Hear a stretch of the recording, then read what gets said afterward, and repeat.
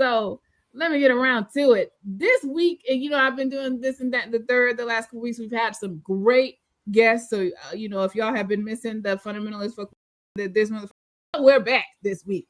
Okay, with a vengeance. Okay, this motherfucker here. Now, oh my God. The Lieutenant Governor Micah Beckwith. This clown right here had the nerve to attempt to whitewash and justify the 3/5 compromise.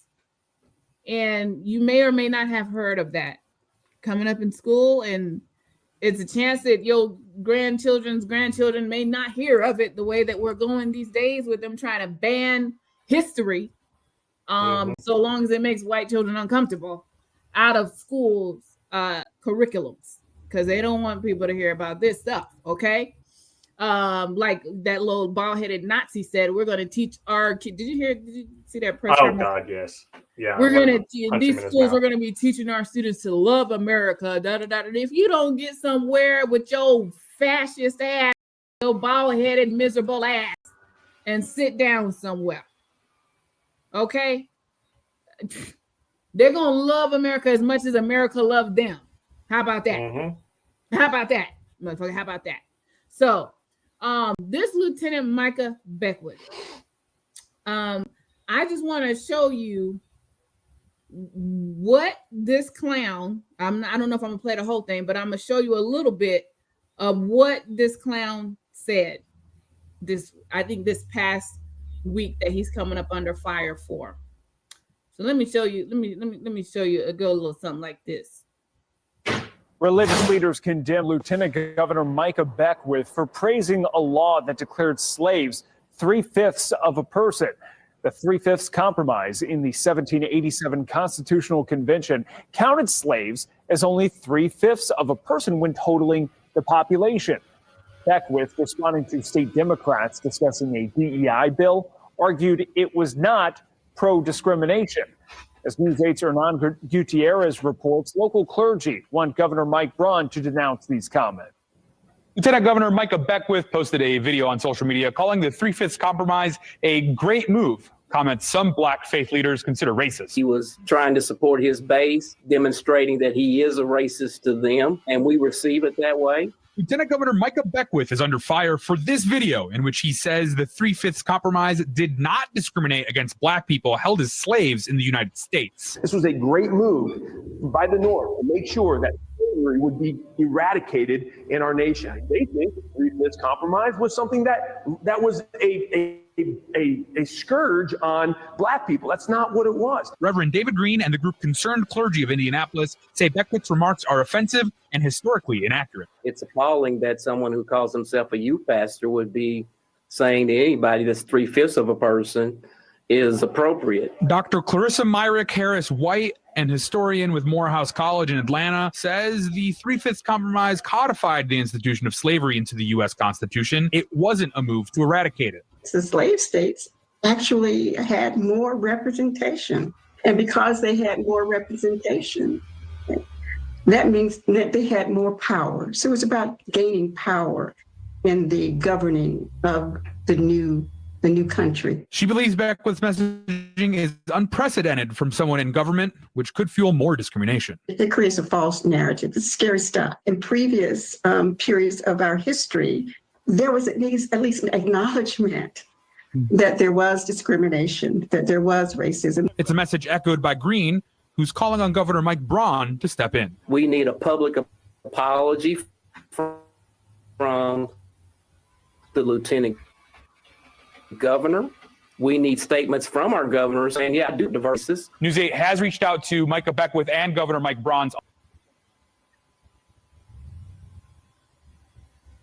Okay, so I wanted to play that whole thing so you could get the idea of it, because some of y'all probably hadn't heard of what the 3/5 compromise. Believe it or not, I'm sure there's some folks out that will watch or listen to this podcast that don't know what that is, because we actually have listeners in Canada, Australia, the Middle East even, which we looked at our numbers the other day, and I was surprised to see that we have a global listenership and viewership of this show. So kudos to Dylan and Desimber on that and the God Squad. But listen, why is this guy this motherfucker?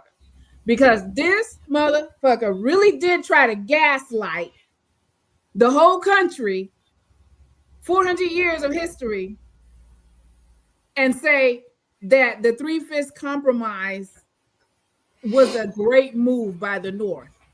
Are you kidding me? Are you for real? Be for real. Like they say, be for real. Are you serious with this bullshit? How can, and he called himself a Christian. Did you hear that in there, that he's a youth pastor somewhere? Oh man, get your kids out of that church. Nothing like that white Christian nationalism. Okay? He calls himself a pastor. And how do you arrive that that's a great move? A great move for who? It wasn't a great move for the North. It's a great move for the South. Because it gave disproportionate power to Southern states, which of course impacted the trajectory of this nation. And not only that, let's get away from who it gave power to, because white men were the ones in power. White property owning white men were in power. What it did, I'm going to read you something. I'm going to read it verbatim from the populationeducation.org, because I want you to understand just how much declaring somebody as not a complete and full human impacted African Americans, Black people in this country. Not just Black people, even Native Americans. So I'm going to read this for you.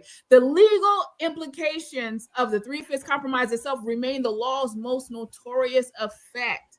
First, let me pause 1 minute and say the Electoral College is an echo and shadow of the Three-Fifths Compromise. Let me say that. You go back and do your homework on that yourself, kids. Okay, that's your homework. Okay? Though slavery was deleted in other parts of the Constitution, this clause explicitly codified Black enslaved people as less than human under federal law. They already treated us like cattle anyways. They already treated us like property, but it put it in the law.